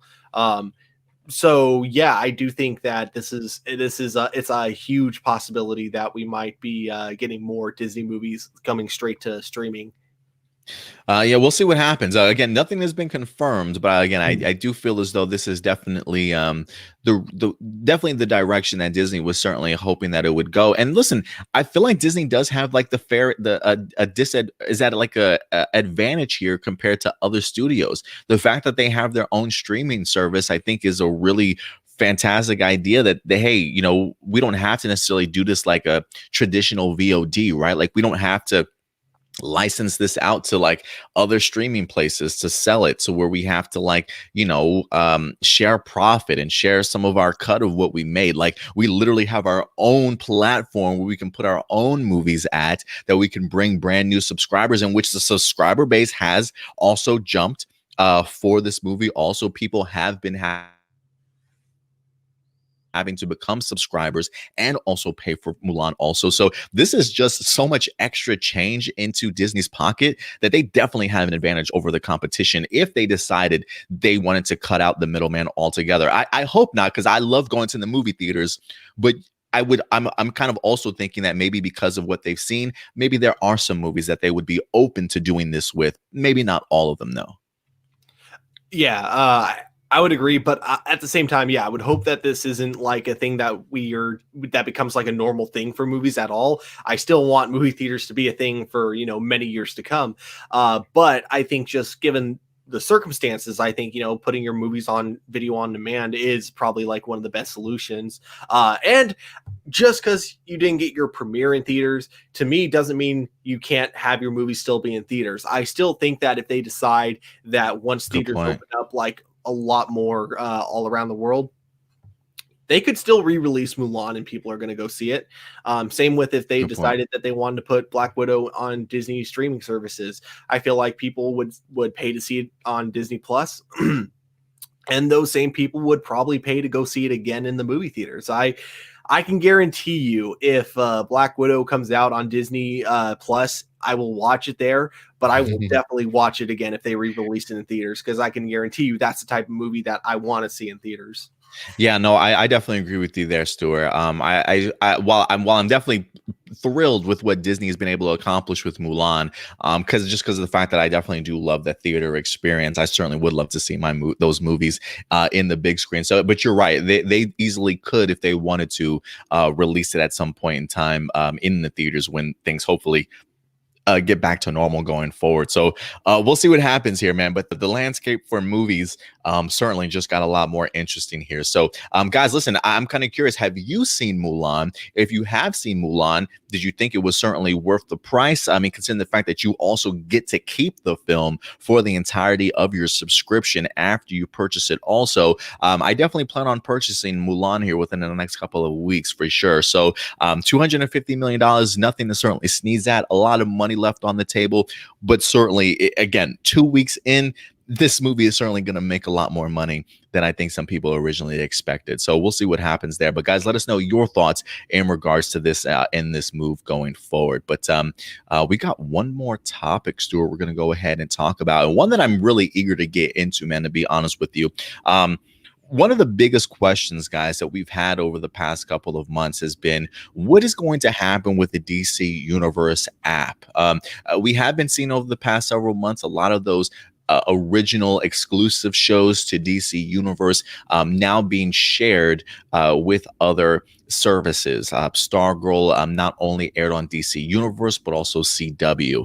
We had Doom Patrol that aired not only on DC Universe, but also HBO Max. All right. It's been a huge question mark ever since HBO Max wind up releasing. So, guys, we've been kind of wondering what is going to happen with the service, and we finally have our result, ladies and gentlemen. This comes to us actually from Screen Rant. Let me go ahead and pull this up here. This article comes from Screen Rant, letting us know that all the DC Universe original shows will officially be moving to HBO Max, ladies and gentlemen. That's right. Farewell, DC Universe. They certainly have other plans in mind. So it says here that DC Universe's lineup of exclusive shows from Titans to Harley Quinn will move to HBO Max. DC launched the online platform in 2018 in a single location for DC fans to access thousands of digital comics and stream a wide variety of old DC shows and movies. But the big draw for the fans was the promise of original content. The first season of Titans was released shortly after the service went live and was later followed up by Swamp Thing, Doom Patrol, Harley Quinn, and Justice League. It does say here, it says, during an interview with the Hollywood Reporter, Jim Lee, who was the chief executive officer and publisher for DC, was asked about the future for DC Universe. The interview came on the heels of a massive reconstruction of Warner Media that put a bigger emphasis on the importance of HBO Max. When asked what the future held for DC Universe, he revealed that the platform would be retooled as all original pieces of content will be moved to HBO Max at an unspecific time. he's unspecified time. He says the original content that is on DCU is migrating to HBO Max. Truthfully, that's the best platform for that content. The amount of content you get, not just DC, but generally from Warner Media's, is huge, and it's the best value proposition. If I'm allowed to use that marketing term, we feel that is the place for that. So, guys, the original content is in fact moving. And we'll see what happens here. So big things are in store. A couple other things that this story does not highlight, though.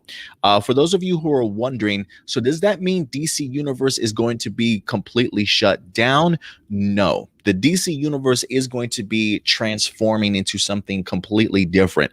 DC Universe is now going to be officially titled DC Universe Infinite, which is now going to be sort of a digital service for their comic books. So for those of you who are wondering, hey, DC Universe has such a wide variety of comics, so a really impressive library that you can download digitally. That will certainly still be available, but it will be certainly its own app called DC Universe Infinite. So a lot of that stuff will be staying on its own, which from what I've been hearing, even though the article says no particular date, other articles that I have been reading have been locking down the time period of January 2021. I've even heard a more specific date in January 21st, 2021. So definitely expect a lot of those changes for DC Universe to come at the beginning of this year. So I'm assuming in January, the DC Universe content will be moving to HBO Max, and that the digital comic books will continue to stay there, but they will be rebranding that app as DC Universe Infinite. Other news that wind up coming out of here, because you did see that Harley Quinn is going to be moved. Harley Quinn also has been picked up for its third season as well, and its third season will be debuting exclusively on HBO Max also. So Harley Quinn fans, you can certainly breathe a sigh of relief. The show has been picked up for a third season, but it will be on HBO Max. So Stuart, let me go ahead and kick this over to you, man, and let's jump into this conversation. We saw this coming, I feel like, right? I feel like we saw the writing on the wall with a lot of these exclusives being moved over to HBO Max and CW. We figured it was only a matter of time. Do you think that this is a smart move for them to go ahead and move their content over to HBO Max and separating themselves from the comic book stuff? What are your thoughts in regards to this? Yeah, very smart move. I like the idea of DC Universe now just being a website for mostly just the comic book content side of things, and then same with the fan interaction side of things. Like, I think it'll Oh, definitely. still do really good on its own, just as that type of website. They may have to bump down the price, like maybe make it $5 a month. Like, I'm still cool with paying for it because they still offer like the big catalog of comic books that you can read on there. So if they need to charge to keep that aspect of the website up, I'm okay with paying for it.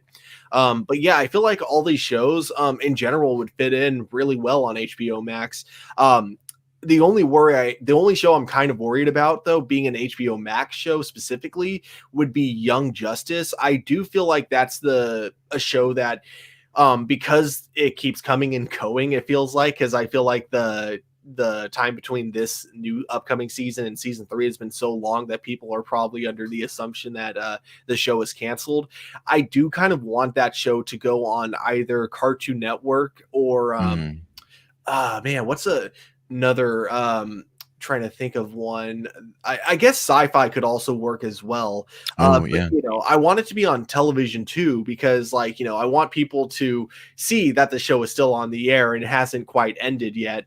In order to guarantee that the show can keep going for at least maybe another couple seasons. Yeah, I do like your call here on Titans, or I should say on Young Justice. The idea of like maybe having another home for it. I did miss season 3.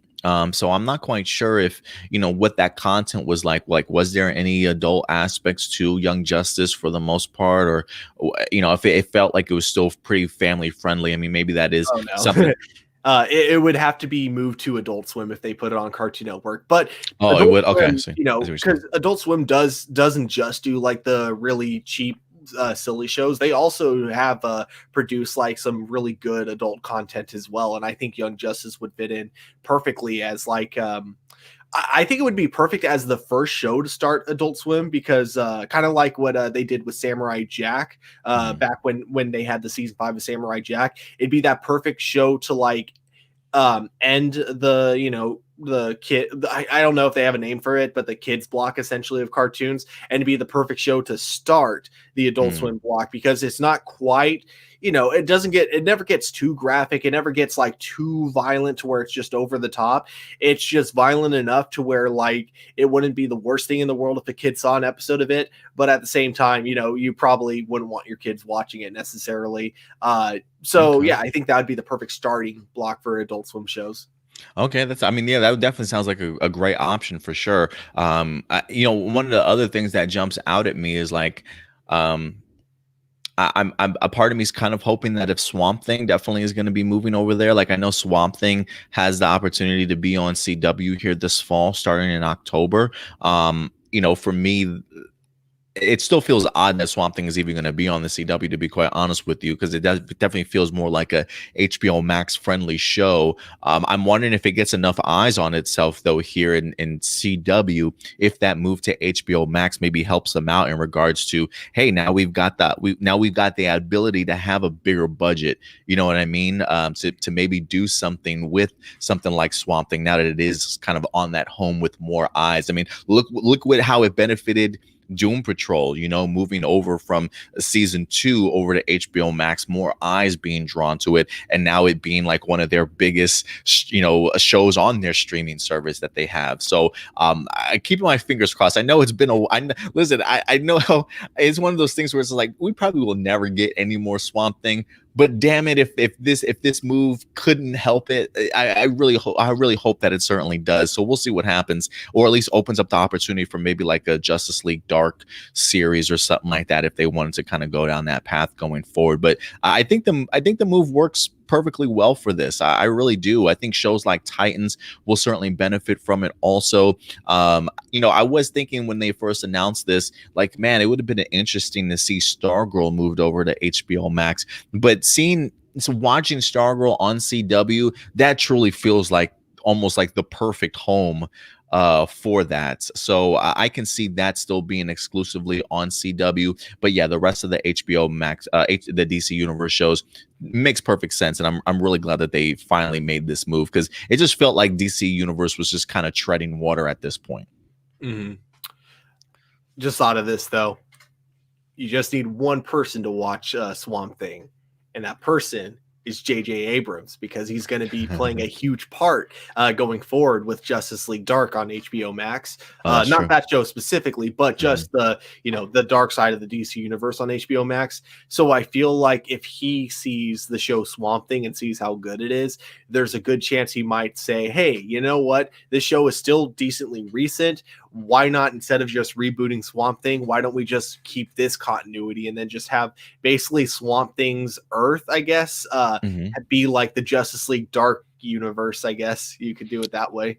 I like it, man. I like we clearly see potential for the Swamp Thing stuff. So hopefully JJ certainly does also, or just the heads up over at DC certainly does, because I feel like people that have watched Swamp Thing were really impressed with it, or at least really enjoyed it. And it would just be a bummer if they didn't have the opportunity to do a little bit more with it. I mean, I felt like the biggest issue with Swamp Thing was like the production cost and the budget. So maybe the idea of again moving over to HBO Max certainly could potentially help out with that. So reading this article, it did trip me out, the idea that this is the DC universe has only been around 2 years. It feels like it's been around just a little bit longer than that.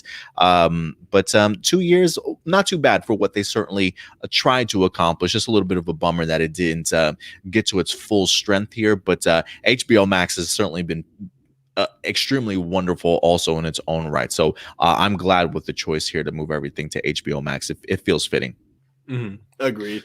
But guys, listen, let us know your thoughts. Do you got to pour one for your homie in DC Universe to say farewell to it? Definitely let me know if you're bummed about the idea of seeing DC Universe go away as you know it. Again, don't forget, it still will be a digital streaming place for like your digital comic books and stuff like that for the massive library. So certainly worthy enough to certainly stick around. But a lot of their television shows are moving to HBO Max. Do you think this is a smart move, guys? Go ahead and let me know your thoughts in the live stream or the comment section box below, ladies and gentlemen. And Stuart, I think that will wrap up all of our news articles today. So guys, thank you very much for spending your weekend with us. We're probably going to jump into some live viewer questions here and see what you guys are saying today. It is a little bit weird because we still don't have a setup yet for do you know if the YouTube page, Stuart, has a community tab yet? Do you know?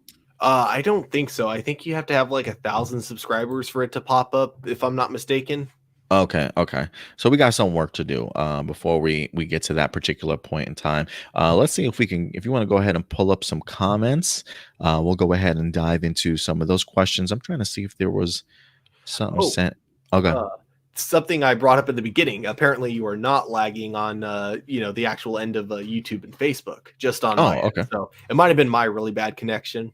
Oh, no problem. I mean, I feel like I go back and I watch these episodes, and sometimes a part of my screen is always lagging at some particular point in time. So, wouldn't be surprised if it is at somebody else's screen too.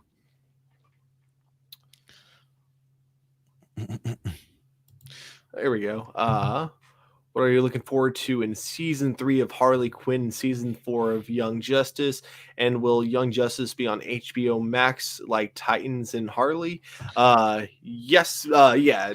This was like before we got into that topic, but yes, they will both be on HBO Max.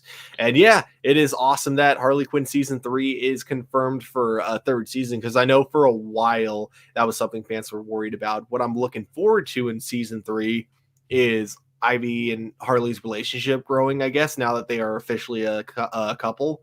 And then for season 4 of Young Justice, I don't know what I'm most looking forward to about that, because I actually completely forgot what the subtitle for it is, so I don't even know what. It's like Phantoms or something like that. Phantoms. I think it was like Young Justice Phantoms. I don't even know what that's referring to. Yeah, I feel like I should. Yeah, I don't know what it's referring to either. I was just like, oh, that's an interesting topic. Now, Harley Quinn, I believe the showrunner for Harley Quinn did say that they were thrilled that they were getting an opportunity to move over to HBO Max. But from what I recall, they won't have season 3 ready at least until, like, I think they said late 2021. Because I think they managed to get so much stuff done with seasons 1 and 2 before the pandemic hit, that with the pandemic, I guess they hadn't really done too much. So it seems as though, according to him, he says late 2021. I don't know what that means. August, September. I have no idea, but hopefully we will be getting season 3 sometime next year. But yeah, Harley Quinn will be on HBO Max and Young Justice as well. Because I know Jessica Fryman did ask last week, like, if we had heard anything about Harley Quinn season 3. We were just 1 week away, Jessica. You were literally like a week early in regards to that news. But yeah, we finally did get a lot of those answers.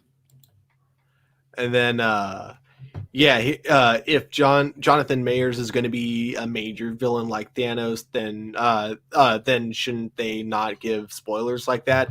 I think him being King the Conqueror was something that wasn't meant to be released. I think that's just something that people had kind of, I don't know how, they didn't specify how, if I remember correctly in the article, but they did say that we're pretty sure, we have reasons to believe this is the character. So it wasn't Marvel spoiling that, it was more the article itself. Yeah, I was gonna say, yeah, it's not necessarily Marvel coming out and confirming and being and spoiling that, right? So it's definitely not on Marvel for that information to come out. If anything, yeah, it just said sources close to the project say that he's going to be playing Kang the Conqueror. So again, that's another reason why I always say look at it as speculation, because Marvel and them have not come out and confirmed anything. But with the Deadline being such a reliable source like they usually are, usually their sources, like if Deadline is saying something, there's definitely something going on in regards to it, guys. So that's one of the reasons why we utilize websites like Deadline, The Hollywood Reporter, Variety, because they're usually more reliable than most. So yeah, this isn't Marvel spoiling it. This is their sources kind of leaking this information before Marvel can actually officially announce this stuff. So, and if anything, one of the speculation of him playing King the Conqueror, even though he could potentially be a major villain, they're just kind of showcasing that he might have a role in Ant-Man, right? They don't even know how big of a role he's going to be playing. But when I think of Kang the Conqueror, I definitely see him as a Thanos level character, if you will. So I mean, the idea of him being the next major villain, I wouldn't really say that too much as a spoiler, because I mean, when we saw Avengers, I mean, we had an idea of who the villain was going to be when we saw at the end, like it's Thanos, but we still didn't really see his true impact until a little bit later on. So they really don't have a problem with introducing us early to who the big bad is going to be, you know what I mean? Or at least throwing in hints.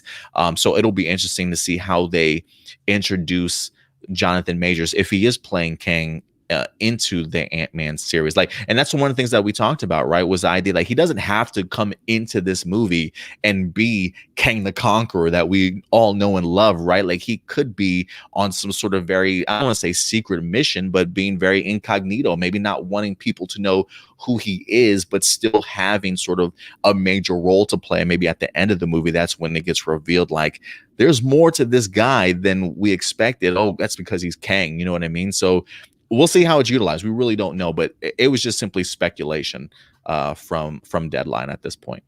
Mm-hmm. And yeah, it's if he is playing King the Conqueror, and let's say this is something Marvel wanted released about it, more than likely there is going to be some big twist on the whole thing that fans are not going to see coming. Because yeah, they're usually if Marvel releases information about something, there's a reason behind it. Yeah, most definitely.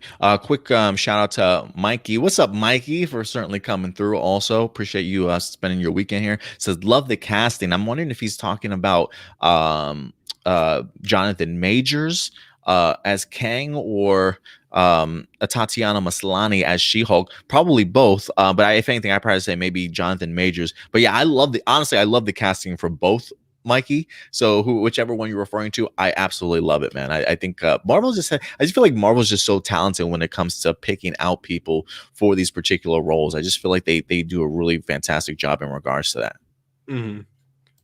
Then we got what are our thoughts on the Miles Morales gameplay? Um, So I did watch the gameplay trailer. It looks incredible to me. You know, it feels like it's some of the same mechanics from the first from the other Spider-Man one, but with Miles Morales' sort of added power set, some of like the electricity and like the stings and the whatever the bites or whatever he has when he punches people and all these other really cool abilities that he has, it really showcases really well on the for gameplay mode. I really love seeing it. Super cinematic. Also, it looks great from what I've been able to see from that brief trailer. I haven't watched the most recent one, so I don't know what the gameplay is going to look like. Although, since they're saying it's more of an add-on, I'm assuming it's basically the same as the Spider-Man PS4 gameplay, right?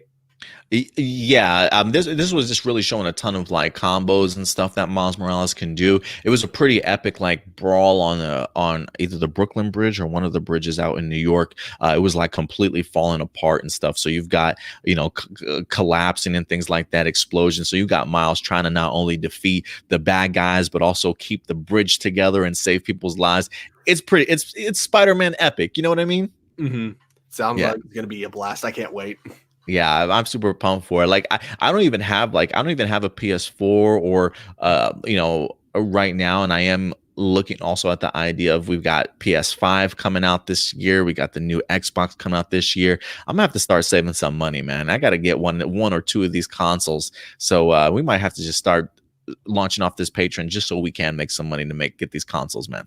Did I tell you my hot take on the Spider-Man game for the PS4?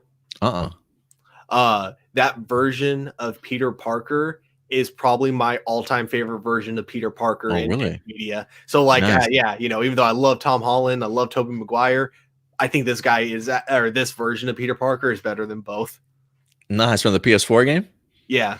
Nice. I'll have to check it out, man. I've literally only watched some people play it, but I've never played it myself. So I haven't really checked out like the story mode or seen his personalities and stuff. So I definitely will give it a shot though. Mm-hmm.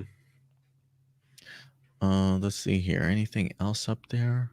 We pointed out Shadow Nova already? Yeah, quick shout out to Shadow Nova also. He also says I think Kane can be just be a recurring villain instead of the next Thanos. That should be Galactus in my opinion in regards to that. Yeah, that was another villain that was kind of thrown out there in regards to another big villain.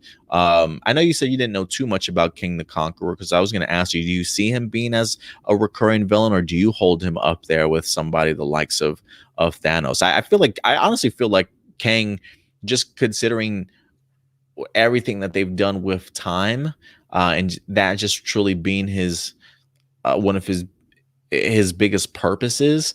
I definitely feel like he could be up there with some of the as far as the big one of the big next villains for everybody to kind of tackle. I think he would be good as a Avengers villain, but he doesn't necessarily need to be like the big villain because, remember in the phase 1 through 4, like as they're calling it, the Infinity Saga, Thanos, like even throughout all those phases, was still like the big villain of all of them. Even throughout the first Avengers movie. So I think they could kind of do that with Galactus. Like Kang the Mm. Conqueror might be the next Avengers villain, but the big overarching villain that's going to like kind of get through the next few phases of Marvel movies could be Galactus. Because I would imagine a character like him, I would imagine you wouldn't want to waste him in just the next Avengers movie. I would imagine you want to slowly build him up for a few Avengers movies from now.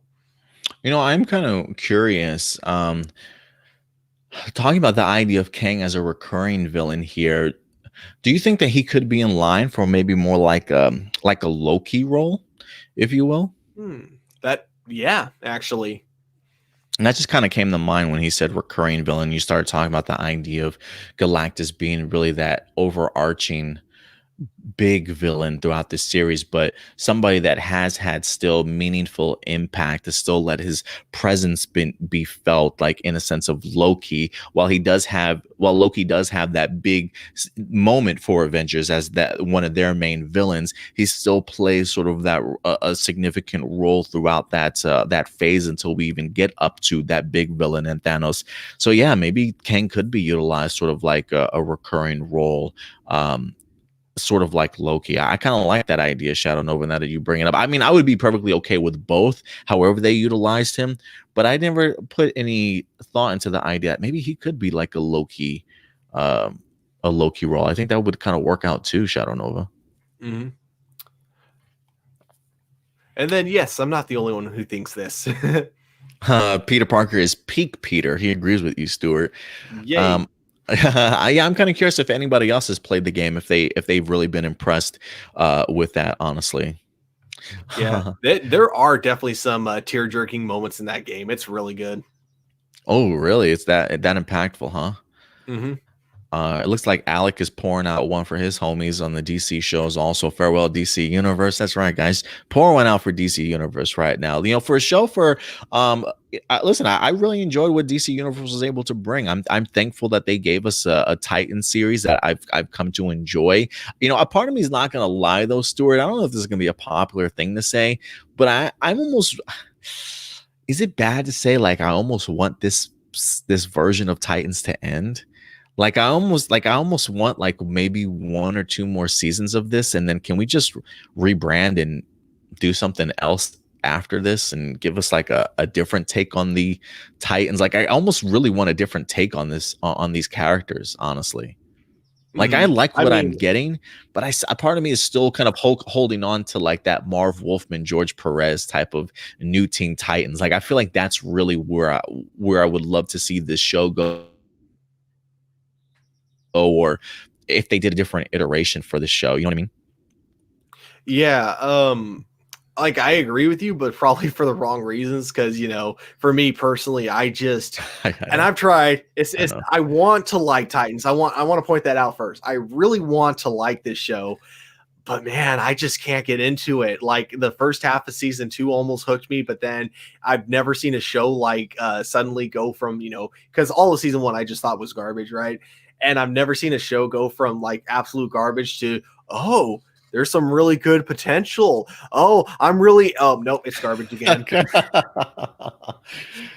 Yeah, I mean, season two does come out of the gate swinging, and when you get that realization that we're having a Dick Grayson and um, Slade Wilson storyline, I'm like super pumped and super into it. Dr. Light's in there, it's gritty, it's dark, it's doing great, and then the halfway mark, you're like, oh, they're back to their old ways again. Like, what is going Yeah. on here? And just hearing some of the things that are coming out for season three, like the idea of Jason Todd turning into Red Hood, Barbara Gordon's going to be in there, Roy Harper's going to be in there also. Like, I'm scratching my head and thinking to myself, like, guys, are we going to make the same mistake we just made the past two seasons and introducing more characters on top of all the characters that we already have? Are there some characters taking a back seat, or are we just throwing more people at the screen? Like for me, and honestly, I'm gonna be honest with you, the idea of Jason Todd as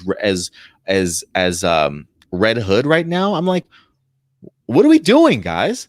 Like we like I get the idea of taking liberties and telling your own stories and things like that. And I know that there's been a huge outcry for some reason for people like, I want to see Red Hood. I want to see Red Hood. We haven't even killed Jason Todd off yet, guys. And you guys want Red Hood already? What are we doing here? Like, Jason Todd's death should be such a impactful sort of moment that I thought we were going to be focused on in this series.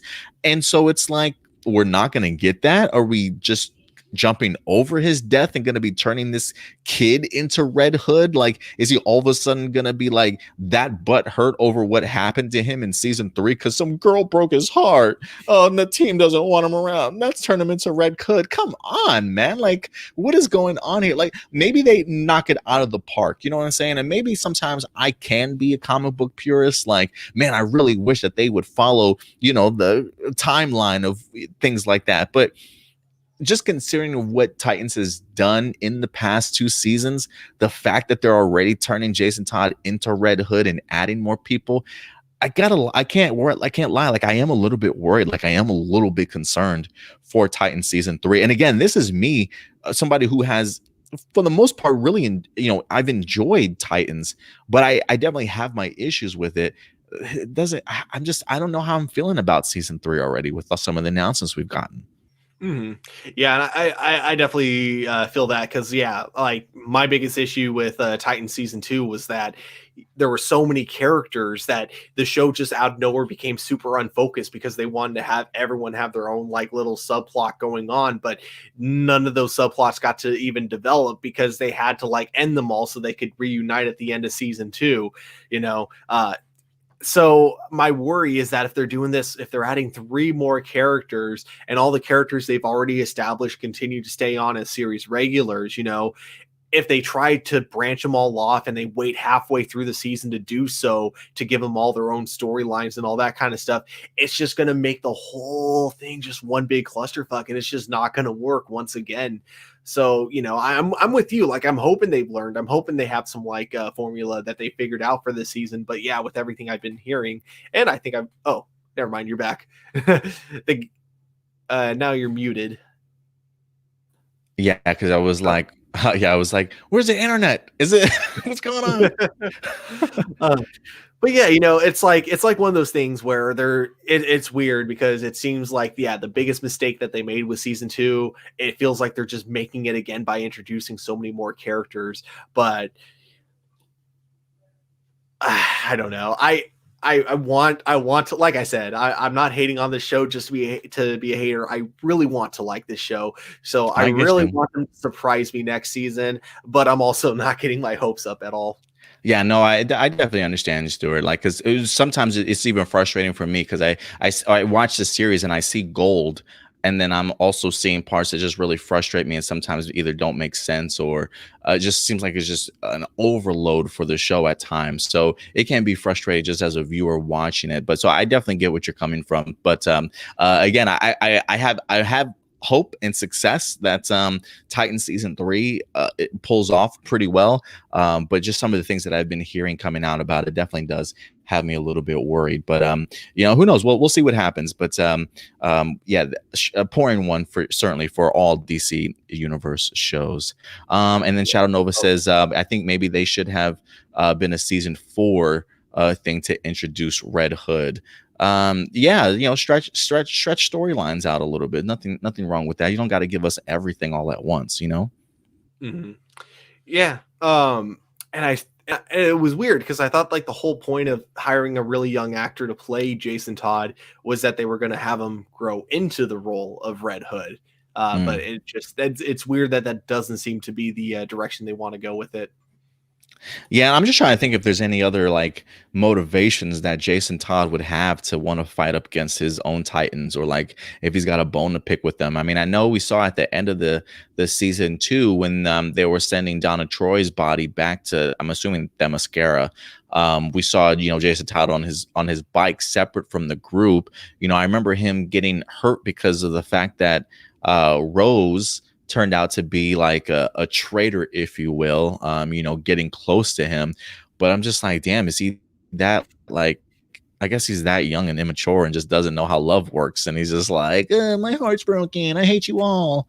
I hope that's not the case, but damn, we'll see what happens. We'll see what happens. But guys, listen, I think that's going to wrap it up for us today here in regards to, tackling some of these comments and live viewer questions, ladies and gentlemen. So thank you very much, guys, for certainly joining us here for another episode of A Plus Hero Report. We'll certainly be back next weekend for you guys. Also, just remember 11 a.m. Central Time, certainly going forward, ladies and gentlemen. But other than that, Stuart, I think that's everything, huh? Yep, it is indeed. Awesome, guys. Awesome. So, guys, thank you very much for joining us. Hey, Stuart, if people want to go ahead and reach out to you on social media, sir, where can they go ahead and reach you at? You guys can follow me at TurboStew01 and at Turbo Studios on YouTube, in which I'm actually going to announce the name of this short film I've been talking about for the last couple of weeks. I am actually going to be doing a adaptation of Kamen Rider X-Aid. I had this fun idea because X-Aid is a video game themed Kamen Rider series, and it kind of clicked on me like, oh, I could totally have a reason for backgrounds changing, a reason for why essentially you never really see the Kamen Riders interacting with any of the other actors like in the series. So I'm like, this could work. So I was like writing a script for like an episode. And what I've done is I took the first 7 minutes of that episode and I've put that into like what the actual short is going to be. So I'm calling it a concept pilot, essentially, like, because I wouldn't even call it a full-on pilot because it's, I think, in total going to be like a little over 7 minutes. Okay. But yeah, it was really fun. I got to do some, I chose the fight scene that I wanted to redub, and that's mostly done. I just need someone who's good with sound mixing and sound effects and that kind of stuff. But essentially I already got like, the Kamen Rider dubbed, and I got like the Monster of the Week dubbed, and I That's used awesome. some like really fun voice effects to like make it have like kind of an echoey thing. I even used my green screen to shoot some cockpit scenes to make it look like, I was in the suit. So whenever like, there was a close up of the face, I'd have the next shot be the inside of the helmet. So you could see like as a cockpit type of thing. So yeah, Cool, I think it was a really fun project. I even got my little brother in it as well. So, That's cool, Stuart. I cannot wait to see that now, man. That's so cool. yeah. It's been a blast. I just got a couple scenes I need to finish. There's a girl in one of my classes. She's going to be doing because I have one character who's just like the guy at the chair type of character. Really the purpose of it is to give exposition for the plot. So as soon as she films that scene, then I need to film like one of my friends on a motorcycle, like just going across the Golden Gate Bridge a couple of times. Just to, I want to try to make it look like I got production value on this, even though I don't. Yeah, get you a drone, maybe get you a drone and a camera and stuff and just fly over the bridge a little bit. You know what I'm saying? Now that would be cool. That would be awesome. Gotta get you a drone shot in there somewhere, man. That's cool, Stuart, man. I'm so glad that you're creative like that, man. And I hope it comes together really well for you. I'm looking forward to seeing it. Do you know when you plan on releasing it? Not yet, because it's starting to clear up now, so that's like less of an issue. But essentially, when we filmed the scenes outdoors, it was literally 110 degrees out, so the skies were super clear. It also meant literally I had like 10 minutes to film all of it because my phone was actually overheating because of it. It also meant we didn't even have a film crew, so I didn't even have built boom mic. So literally everything is dubbed over. Oh, okay. I got you. So with all that being said, after filming that, it was like that next weekend is when the fires, like the smoke from the Mm. fires, really hit the Bay Area. So I want to make sure there's like no like smoke in the air in order to make sure there's continuity, because it would look really awkward if like he's driving on the bridge and one of the lines that he says while driving his motorcycle on the bridge is, "I'll be there in 30 seconds." So it'd be weird to like, say I'll be in one location in 30 seconds and have that location be like completely, different weather wise. So I want to make sure the weather is consistent so it doesn't Consistent. look, yeah. Yeah, hey, gotta have that movie continuity, man. You know what I'm saying? Gotta make sure it's all working together like that, so it looks seamless. So yeah, Yeah. absolutely right there. That's cool, Stuart. I definitely look forward to that, man. But thank you for sharing that with us for sure. Oh yeah, no problem. And then, guys, of course, if you want to go ahead and follow us on social media, you can certainly go ahead and do so. We're going to be right here at A Plus Opinions, ladies and gentlemen. We are on our Facebook page, clearly, Instagram, Twitter, and Twitch as well. And of course, feel free to go ahead and follow us on or subscribe to our YouTube channel, A Plus Hero Report, ladies and gentlemen. We are broadcasting there live along with our Facebook page and on Twitch as well. So again, go over to YouTube, find our page, A Plus Hero Report. That's APLUS Hero Report. Hit that subscribe button along with that bell notification so that when we do go live or drop a brand new video, you guys will certainly be notified. Remember, because all of our shows that we're going to be reviewing, any other news videos that we wind up dropping will be all on our YouTube page for sure. So definitely go ahead and find this there. But other than that, that's going to do it for us, ladies and gentlemen. So enjoy the rest of your weekend, ladies and gentlemen. And we certainly will see you next weekend. So in the meantime, take care of yourselves, take care of each other, and of course, keep it A+. We'll talk to you later. Bye, guys.